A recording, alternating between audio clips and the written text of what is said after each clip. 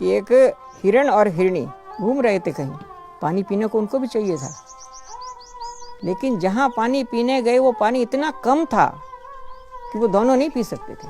उसने तो कहा तू पी, उसने कहा तू पी, दोनों ही मर गए।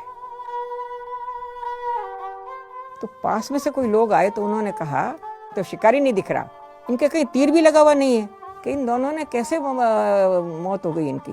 तो आपने मुझे क्या जवाब दिया? नेह घणो जल थोड़ो, तू पी कहवता दोनों तजो शरीर।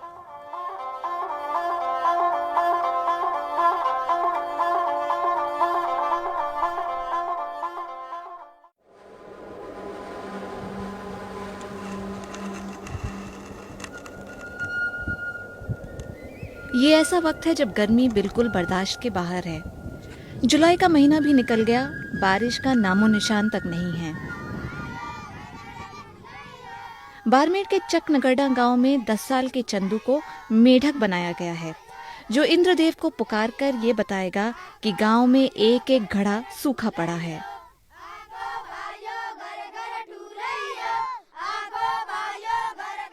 चंदू के नेतृत्व में ये जुलूस घर घर जाकर अनाज इकट्ठा करता है। इस पुराने रिवाज में सभी भाग लेते हैं, चाहे वो हिंदू हों या मुसलमान।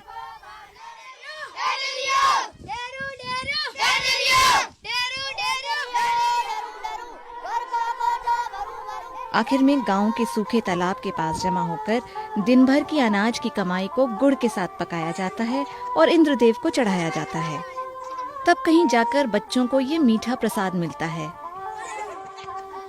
मगर इतनी सारी पूजा पाठ और खेल कूद के बाद भी बारिश गायब है। बादल घुमड़ घुमड़ कर आते और चले जाते हैं। नमस्कार, आकाशवाणी जयपुर अजमेर से सांध्यकालीन प्रादेशिक समाचारों में आपका स्वागत है। पहले मुख्य समाचार। प्रदेश में मानसून की बेरुखी के कारण सूखे की आशंका मंडराने लगी है। वर्षा की कमी के कारण संभाग के बाड़मेर जिले में तो स्थिति और भी खराब है। अगले 10 दिन बरसात नहीं होगी तो पानी पीने के लिए इन गांवों में नहीं मिलेगा सर। लोग बाग भागेंगे, गांव छोड़ेंगे, कहीं जहाँ के पानी है वहाँ बैठेंगे, और तो क्या जानवर मर जाएंगे। जानवर तो साथ नहीं ले जा सकते, यही होगा और तो क्या होगा। पीने के पानी का संघर्ष थार रेगिस्तान में पुराना है। भारतीय उपमहाद्वीप के उत्तर पश्चिमी भाग में फैला हुआ थार दुनिया के सबसे गर्म और सूखे इलाकों में से एक है। यहाँ प्रकृति हर मामले में कठोर जान पड़ती है।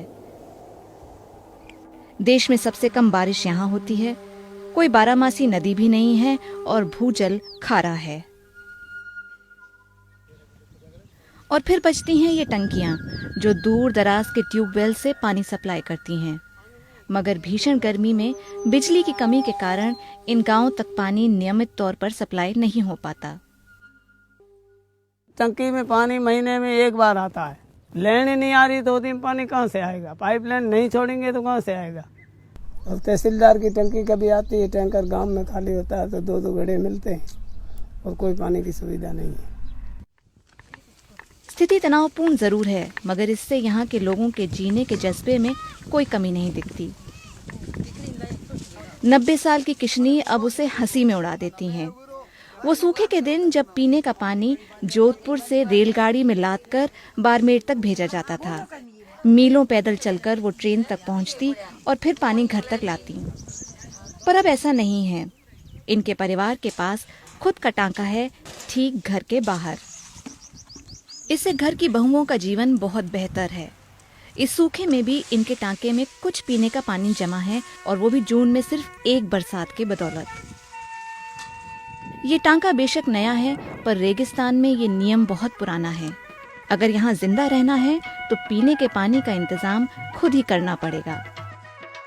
तो सबसे पहले ये टांका पानी जमा करने का सबसे आम तरीका है।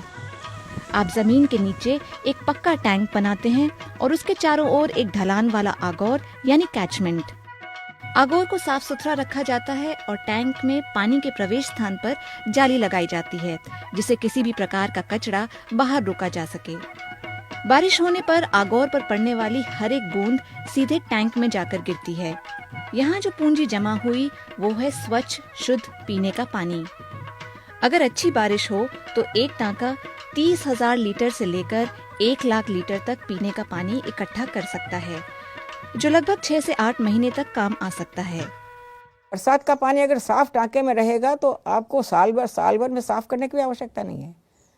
अगर आप साफ पानी उसमें लेते जा रहे हैं और उस पानी के टांके पे अगर एक हैंडपंप लगा दिया तो पानी गंदा होगा ही नहीं। कैसे होगा पानी गंदा बताइए? उसमें कुछ गिरेगा ही नहीं। आपका साफ पानी जा रहा है, हैंडपंप से पानी निकाल रहे हैं, कितना स्वच्छ स्वास्थ्यकर पानी हम उससे पी पाएंगे। कई घरों में इस तरह के अंडरग्राउंड टैंक्स भी हैं जो छत पर गिरने वाले बारिश के पानी को जमा करते हैं। 20 से 30,000 लीटर की क्षमता वाले ये टैंक रेगिस्तान के गांव और शहर दोनों ही जगह मिलेंगे। पर जब इन टंकियों में पानी खत्म हो जाता है तब लोग रामसर जैसी जगह पर आते हैं। सूरज ढलने से पहले पुरुष, महिलाएं और यहाँ तक कि प्राइवेट टैंकर्स भी आपको इन छोटे कुओं, जिन्हें बेरी कहा जाता है, इनके आसपास नजर आएंगे। आमतौर पर ऐसा लगता है जैसे ये भूजल यानी ग्राउंड वाटर खींच रहे हैं, पर ऐसा नहीं है। बेरी ज्यादातर सूखे तालाब की जमीन पर खोदी जाती है। ये बहुत सकरा कुआं होता है, गहराई भी 10 से 12 फीट से ज्यादा नहीं होती। साल के ज्यादातर समय बेरियां पानी में डूबी रहती हैं। गर्मी के दौरान जब तालाब सूख जाता है तो जमीनी सतह से ठीक नीचे नमी वाली जिप्सम बेल्ट से पानी धीरे धीरे रिसकर बेरी में इकट्ठा होता रहता है। बेरी एक ऐसी मुर्गी है जो हर रोज सोने का अंडा देती है। आज आप उसमें से मीठे पानी की आखिरी बूंद भी निकाल लीजिए, मगर कल उसमें फिर पानी जमा मिलेगा।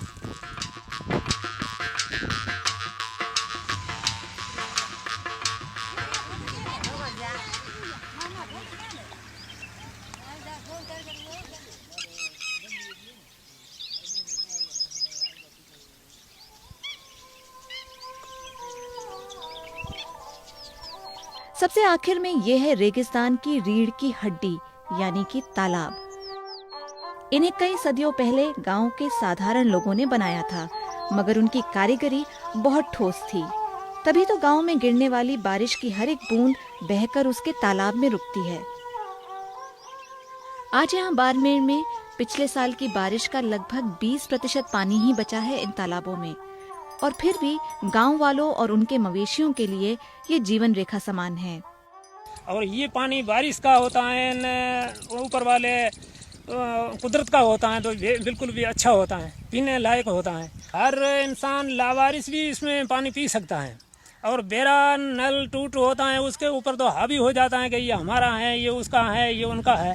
तो ये तो सार्वजनिक है, इसमें कोई किसी की ताकत नहीं होती है। पंचायत का, समाज का, इसमें सबका हक है। इसे थार रेगिस्तान का दिल ही समझिए। ये है 800 साल पुराना जैसलमेर शहर। समय के साथ साथ यहाँ के राजाओं और प्रजा ने मिलकर कोई 52 तालाब बनाए, जिनमें बारिश का पानी इकट्ठा होता और पूरे शहर की जरूरत पूरी करता। इनमें सबसे बड़ा तालाब था घरसीसर, जो सबसे प्रसिद्ध भी हुआ।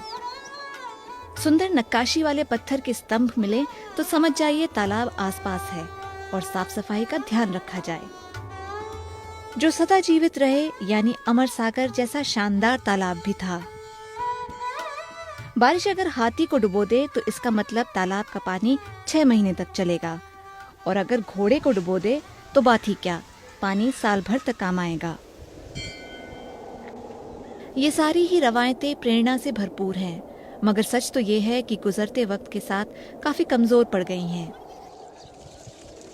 रेगिस्तान में जैसे ही पाइपलाइन से पानी पहुंचाया गया, लोग धीरे धीरे पानी संचित करने की परंपरा से दूर होते गए। नतीजा ये कि आज जब इंदिरा गांधी कैनाल रेगिस्तान में दूर दराज के गांवों तक ठीक तरह से पानी नहीं पहुंचा पाती, तो प्राइवेट टैंकर्स जो आसमान छूते दाम पर पानी बेचते हैं, इनके अलावा और कोई रास्ता नहीं बचता। ऐसे परिवेश में जब आधुनिक जीवन शैली हर समस्या का हल नहीं जुटा पाती, तब अक्सर समाज अपनी परंपराओं को मुड़कर देखता है।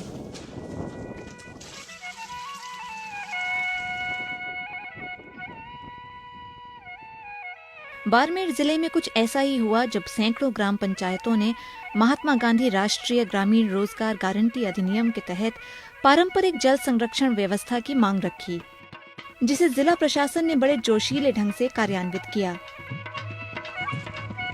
लगभग 4,70,000 घरों ने रोजगार पाने के लिए पंजीकरण कराया और ग्राम सभाओं की निगरानी में हर कोई हर जगह जल संरक्षण ढांचे बनाने में लग गया। गरीबी रेखा से नीचे रहने वाले लगभग 45,000 परिवारों को अपना व्यक्तिगत टांका बनाने के लिए सामान और मजदूरी दी गई। हर एक टांके में लगभग 30,000 लीटर पीने का पानी इकट्ठा किया जा सकता था।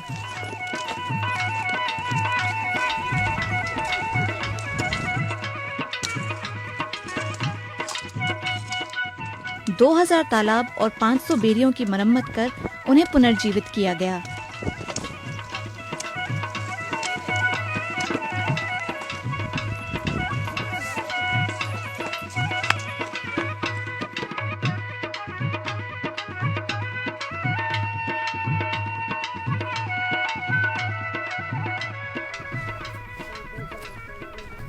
ठीक 1 साल बाद 2010 के मॉनसून में बाड़मेर में सिर्फ नए टांकों में लगभग 1,300 मिलियन लीटर पानी इकट्ठा हुआ।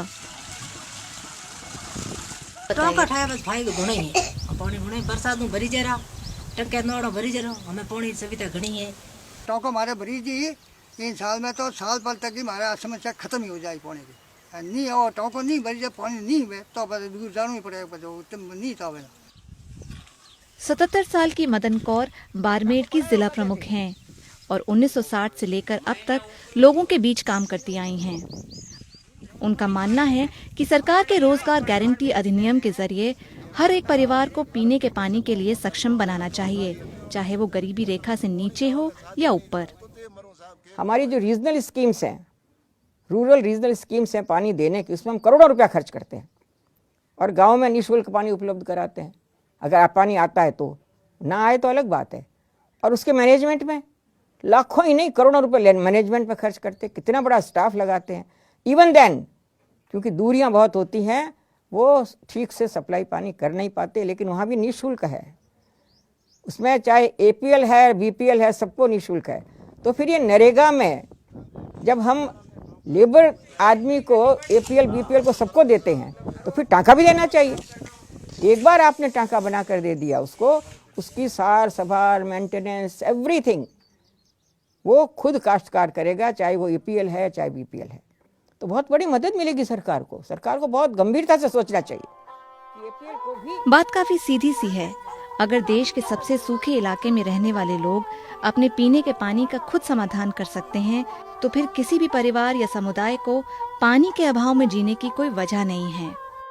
मैं तो सच में ये कहूँगी कि सारे देश में पीने का पानी तो हर परिवार को अपना इकट्ठा करना ही चाहिए, क्योंकि नदियों में भी धीरे धीरे पानी कम होता चला जा रहा है और हमको वो पानी खेतीबाड़ी के लिए भी चाहिए। हम खाद्य सुरक्षा अधिनियम भी पास करने वाले हैं, तो कहाँ से देंगे अनाज लोगों को, कहाँ से देंगे दालें लोगों को। तो वो पानी तो हमारा सिंचाई में काम में आए और पीने का पानी हर परिवार इस देश में कहीं भी रहे, कोई भी रहे, अपना पीने का पानी उसको अपने छत से इकट्ठा करके रखना ही चाहिए। This is the message that I want to give.